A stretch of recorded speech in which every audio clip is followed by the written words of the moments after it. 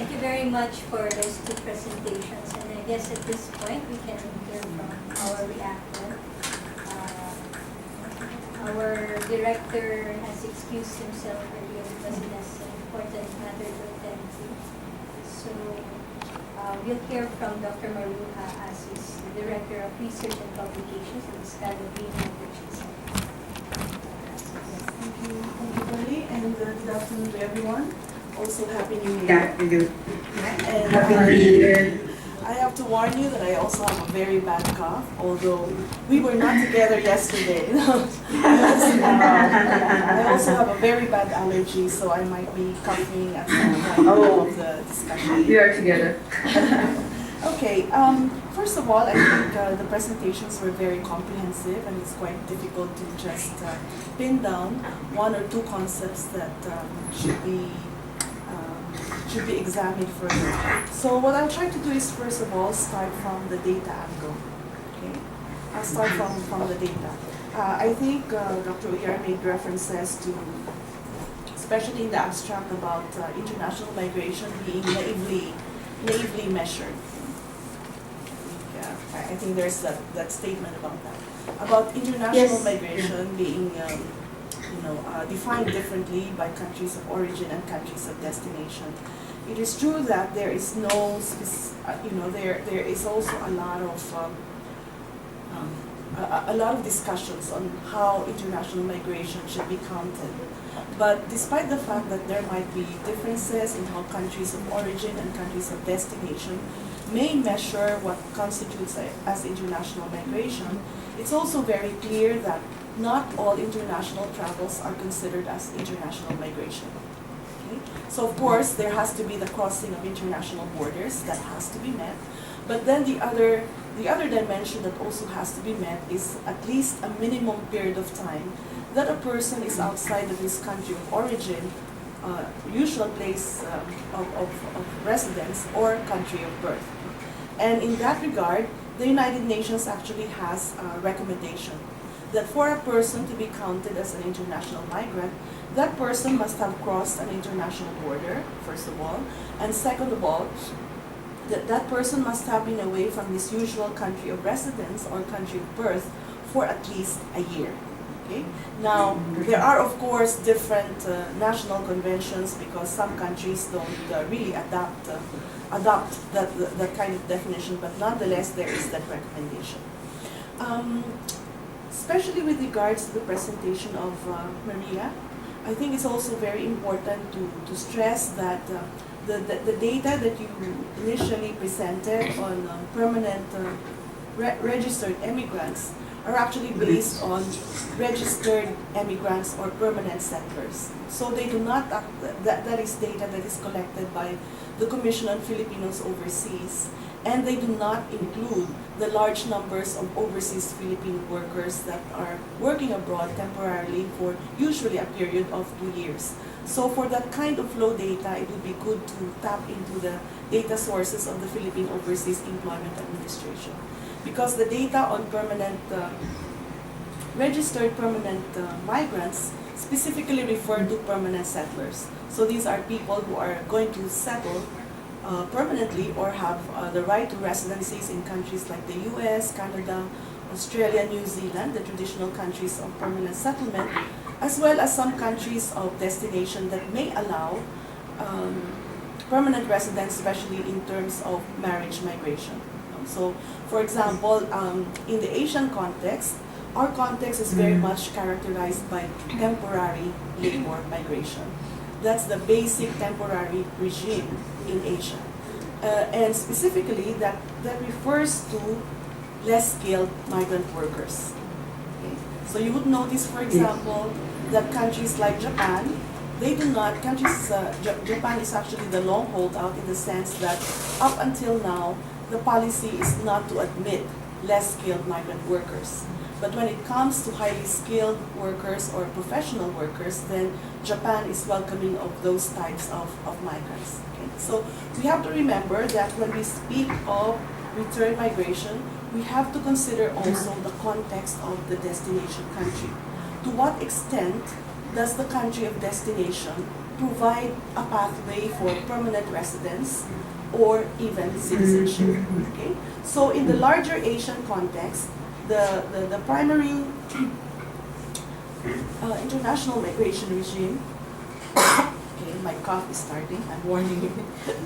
The primary international migration regime here is temporary labor migration. Workers, particularly less skilled workers, are not supposed to settle. Okay? That's why it is based on this temporary arrangement that at the end of 2 years they have to return to their countries of origin. Of course, they can negotiate for a second contract, a third contract, so forth and so on, but they are not allowed to settle. Okay, so that is very clear. And actually, you had a question earlier about Italy, no?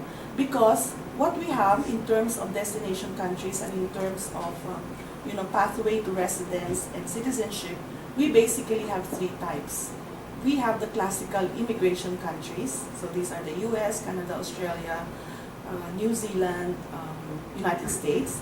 And then you have the labor migration regime in Asia, which is strictly temporary, so that's why people are not allowed to settle. People are only allowed to work in specific sectors of the economy, and people are not allowed to bring their family members. Okay? So look around us in Asia, the only countries that would allow permanent residence would be countries like Singapore, South Korea, Japan. If the worker is highly skilled, then there's a possibility for residence, but for the less skilled, there is no such possibility at all. So therefore, between these two extremes, no, on the one hand you have temporary labor migration, and on the other hand, a migration regime that allows for permanent residence, you have the European countries. Okay? So in Italy did not really, have, in the past, did not really have a specific program to bring in Filipino workers to Italy. Instead, people went there spontaneously. People went there, sometimes also arranged by religious organizations. It actually started at about the same time as labor migration to the Middle East. But this type of migration to Italy, to Southern Europe, to Greece and to Spain was not really that notable because it was the movement of women who were moving into domestic workers, into the domestic work sector. Okay? So it was very, very different from the large-scale, very formal arrangements that the Philippines had with Middle Eastern countries. But nonetheless, it was taking place. So it was only in the latter part of the 1990s when these countries, Southern European countries, started to offer regularization programs that we discovered that, there are lots of Filipinos in Italy, Greece, and Spain, and most of them are women. And it was only a little later, after the 1990s, after the slew of regularization programs, that family members came, husbands came, children below 18 came, that somehow Filipino migration to Europe is also approaching de facto settlement. Okay? And that also says something about the possibilities for return. Because if a Filipino is working in Saudi Arabia and she is a domestic worker, she has no choice but to return to the Philippines. So in that sense, return is actually very structural. We even have, for instance, our neighbor who has been working in Saudi Arabia as a nurse for decades. But she could not stay in Saudi Arabia as a nurse. So eventually she had to return to the Philippines. So the return there is structural. It's not something like people have a choice whether they can stay or they can move back to their countries of origin. In the case of Europe, and this is something I think that we have to be maybe studying a bit more, and again in relation to the observation that you made about the sense of place, I think that's a very important concept, but maybe it's also related to their sense of the plans that they are making. Typically, migrants that we talk to often have intentions of returning. Lahat sila. People would always say, I'm not going to stay abroad for a long time, I'm really coming back. But then actually over time, the plans also change. Like for example, in the case of student migrants, they meet somebody, they fall in love, and and then they don't return to the Philippines. I mean, it's a very human experience. Or in the case also of nurses, maybe they also just want to work in Saudi Arabia for a certain number of contracts, but then returning to the Philippines can also be quite a challenge. So sometimes, actually, if we look at the data of the POEA, we will note that there is a high proportion of Filipinos being rehired. If you look closely at the data of the Philippine Overseas Employment Administration, we have, of course, the annual deployment data. How many workers leave the country every year? But actually, if you look closely at that data set, some 60% of the annual deployment actually consists of rehires. So these are people who have already, sort of become accustomed to migrating, working abroad has become quite natural, has become, it's no longer novel, it's already part of their work experience. And so actually, we now wonder, what do people mean when they say returning home for good? Does that equate to retirement? No? Kasi if we look at the trends based on the interviews that we have done also with migrants, they will say, you ask them, oh, until when would you be working abroad? So they give you answers like, oh, until I have saved enough money. Actually, the ending is very, very open-ended. So sometimes we challenge them, oh, how much is enough savings? I mean, can you cite a figure? And actually, it's also an interviewing technique that's also quite interesting, because on the one hand, it does challenge them to think, indeed, how much savings should I have so that I would really consider returning home? And sometimes we would also ask, how much salary would you accept in the Philippines to make you consider staying? And then you get answers like, oh, the same salary as a nurse that I'm getting from the UK. So that also tells us that, oh, that's impossible, no? Because you cannot get a salary as a nurse, no? Having the same level of salary that you would get in the UK. But I think it's very important. I really actually like the focus, Maria, that you have on returnees, because I think we really have to dig this concept further. What do we mean when people say they want to return? And actually, maybe it's not really just the physical return, but maybe even virtual returns. Especially now that there's a lot of possibility for people to come back to and fro. They may be a citizen of the US, but now we also have, dual citizenship. They may not necessarily have to return to the Philippines for good, for them to be able to contribute to development here. What we have, for instance, found out in the work that we did on migration and development is that there really is a lot of goodwill on the part of Filipino migrants to contribute to local development. And in a sense, some of them even express some sentiment of regret, and in fact also some guilty feelings that they were not here the whole time, that they left the Philippines. I'm not saying that we should capitalize on this, but I think it's very important to recognize that there is this goodwill, and maybe a lot can be done if there are also really possibilities for people to contribute. What we have found out, for instance, in the research that we did on migration and development, again looking at the local structures, is that at the local level there really are hardly any migration institutions. Not in the same way that we have migration institutions at the national level. So that's why perhaps the next turn also in migration governance in the Philippines is also the relationship between the national framework and the LGUs, the local government units. Because we had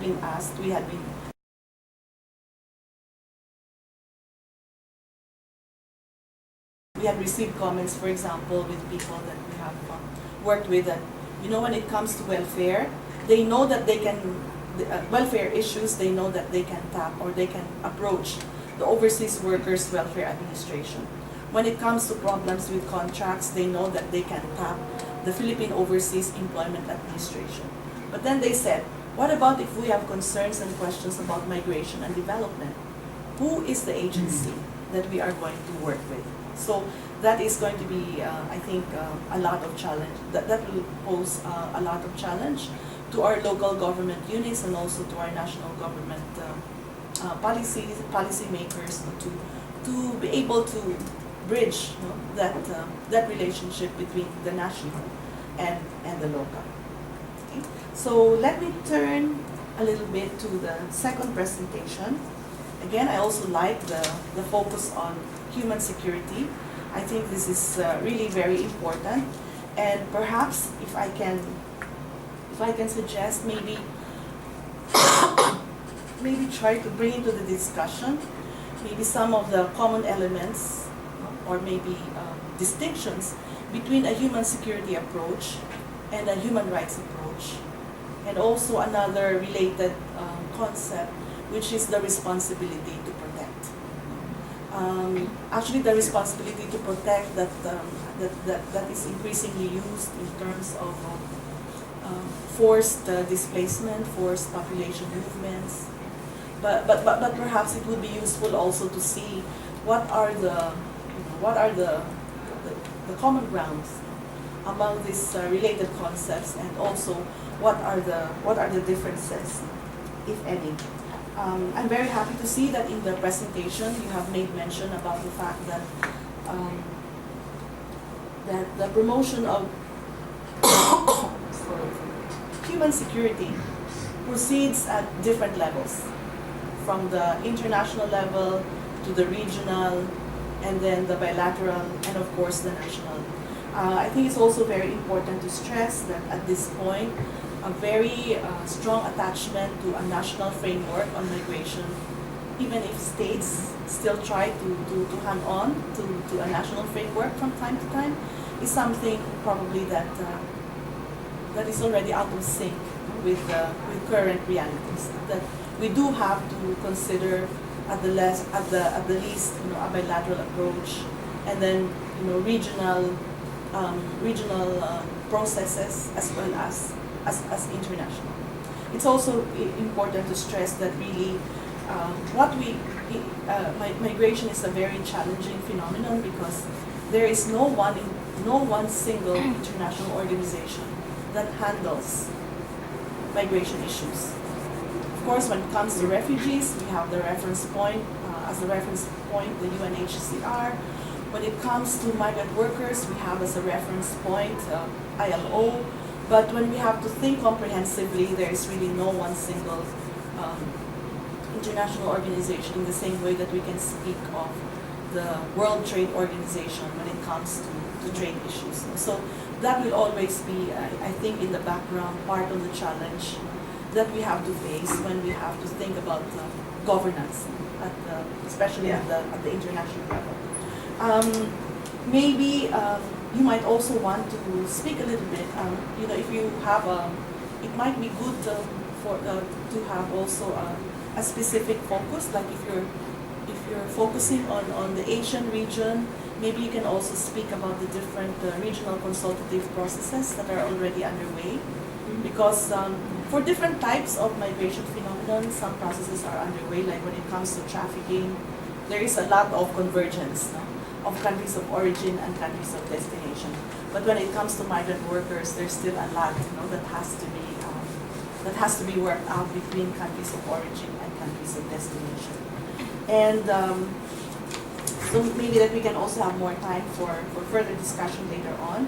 Perhaps we would also like to take a look at the recent study that the ILO did on countries of destination in Asia, Malaysia, Singapore, South Korea, Thailand, about public perceptions of migrants, and how public perceptions of migrants affect, you know, the discussions about the granting of rights or the recognition of rights that migrant workers are entitled to.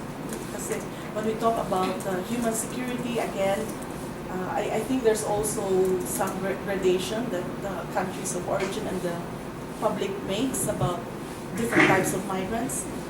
So, for instance, for the highly skilled, some migration scholars consider them as the designer migrants, because these are the migrants that are desired by countries of destination.